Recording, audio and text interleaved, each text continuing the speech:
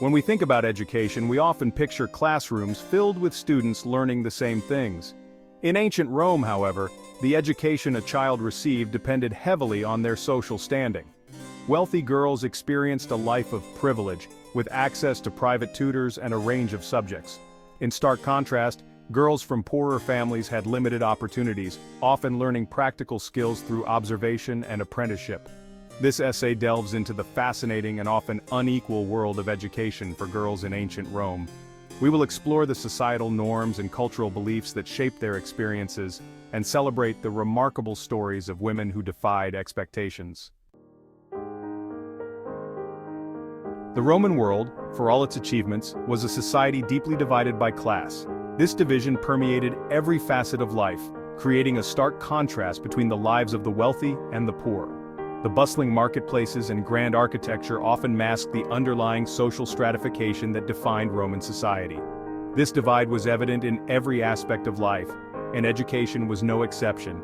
In the classrooms of ancient Rome, the disparity was clear. The children of the elite had access to the best tutors and resources, ensuring they were well prepared for their future roles in society. While the sons of wealthy families were groomed for careers in politics or the military, their daughters received an education designed to prepare them for a life centered on marriage and family. These young girls were taught to read and write, and they often studied literature, music, and even philosophy, albeit in a limited capacity.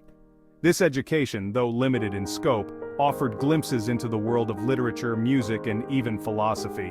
They learned to play musical instruments like the lyre, read classical texts, and write eloquently. These skills were seen as essential for managing a household and participating in the social life of the elite.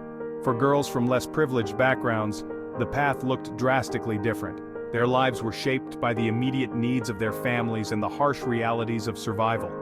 Formal schooling was a luxury they could not afford, and their education was often a matter of survival, learning the skills necessary to contribute to the family's livelihood.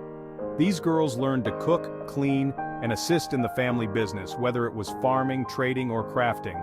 Their education was practical, focused on ensuring the family's survival and well-being in a society that offered them few opportunities for advancement. Despite these disparities, it is crucial to remember that education in ancient Rome cannot be understood solely through the lens of formal schooling. The structured environment of a classroom was just one aspect of a much broader educational landscape. Learning took place in various settings, from the bustling marketplaces to the intimacy of the Roman home. The marketplace, for instance, was a vibrant hub of activity where children could learn about commerce, trade, and social interactions by observing and participating in daily transactions. For girls in particular, the home served as a primary site of education, where mothers and other female relatives played a vital role in transmitting knowledge and skills. This domestic education was not just about household chores. It encompassed a wide range of practical and social skills. Through observation, imitation, and hands-on experience, girls learned the arts of cooking, weaving, managing a household, and raising children, skills considered essential for their future roles as wives and mothers. These activities were not merely tasks but were seen as vital contributions to the family and society. Understanding the diverse ways in which education was imparted and acquired is key to grasping the complexities of women's lives in ancient Rome. Beyond the practical skills, women also learned about social norms, cultural practices, and family traditions, which were crucial for maintaining the social fabric of Roman society.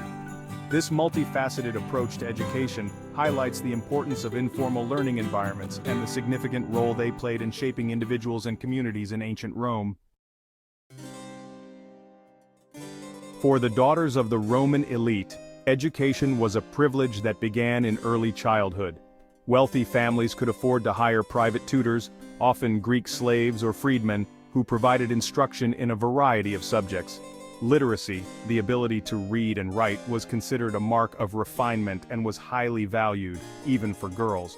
Girls from affluent backgrounds learned to read and write in both Latin and Greek, gaining access to a wealth of literature, poetry, and philosophical texts. Music was another important aspect of a well-rounded education for elite Roman girls. They learned to play instruments like the lyre and the flute, and to sing and dance. Music was not merely a form of entertainment, it was seen as a sign of good breeding and a way to cultivate grace and refinement. In addition to literacy in the arts, girls from wealthy families received instruction in domestic skills, albeit with a different emphasis than their lower-class counterparts. They learned about household management, including supervising servants, keeping accounts, and ensuring the smooth running of a large estate. While the education of elite girls was undoubtedly more extensive than that of their lower-class peers, it is crucial to avoid romanticizing their experiences. Roman society, even at its most enlightened, remained deeply patriarchal, and women's roles were largely confined to the domestic sphere. The ultimate goal of a girl's education, regardless of her social standing, was to prepare her for marriage and motherhood. The skills and knowledge she acquired were meant to enhance her value as a wife and mother, not to equip her for a life independent of men. In stark contrast to the lives of their wealthy counterparts, girls from lower-class families experienced a vastly different educational reality. Formal schooling was a luxury beyond their reach, as their families relied on their labor to make ends meet. For these girls, education was a practical affair, focused on acquiring the skills necessary to contribute to the family's livelihood and eventually to manage their own households. The primary educators for lower-class girls were their mothers and other female relatives.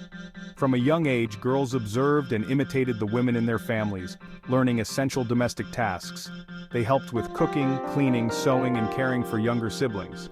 As they grew older, they might assist with the family trade, whether it was running a shop, selling goods in the marketplace, or working as artisans. Apprenticeships were another common avenue for lower-class girls to gain skills. In ancient Rome, these apprenticeships were not just a means to an end, but a crucial part of the social fabric. They provided young girls with the opportunity to learn directly from experienced craftspeople who were often masters of their trade. They might be sent to work for established craftspeople or merchants, learning trades such as weaving, pottery, baking, or shopkeeping. These trades were essential to the daily life and economy of Rome, and mastering them could offer a semblance of economic stability. The skills learned were not just technical, but also included the nuances of running a business, managing resources, and dealing with customers. While such apprenticeships provided valuable training and a degree of economic independence, they also meant long hours, hard work, and limited opportunities for advancement. The apprentices often worked from dawn till dusk, their hands and minds constantly engaged in their tasks. The physical and mental demands were immense, and the path to becoming a master craftsperson was long and arduous. Despite the challenges they faced, lower-class girls were not devoid of learning experiences. The skills they acquired through apprenticeships were complemented by the informal education they received in their communities. They learned from their mothers, grandmothers, and other women in their lives who passed down knowledge through stories, songs, and daily activities. The bustling streets of Rome provided ample opportunities for observation and informal education. The marketplaces were vibrant centers of activity where people from all walks of life converged. Here, young girls could observe the art of negotiation, the diversity of goods, and the intricacies of social interactions. They were exposed to a wide range of people, languages, and customs, absorbing knowledge and skills through their daily interactions. This exposure was invaluable, as it broadened their understanding of the world and equipped them with the social skills needed to navigate their complex society. While their education may have lacked the structure and prestige of formal schooling, it was nonetheless vital to their survival and success in a demanding world. The combination of apprenticeships and informal education created a rich tapestry of learning experiences that prepared these young girls for the challenges of life in ancient Rome. Their resilience and adaptability were testaments to the effectiveness of this multifaceted approach to education.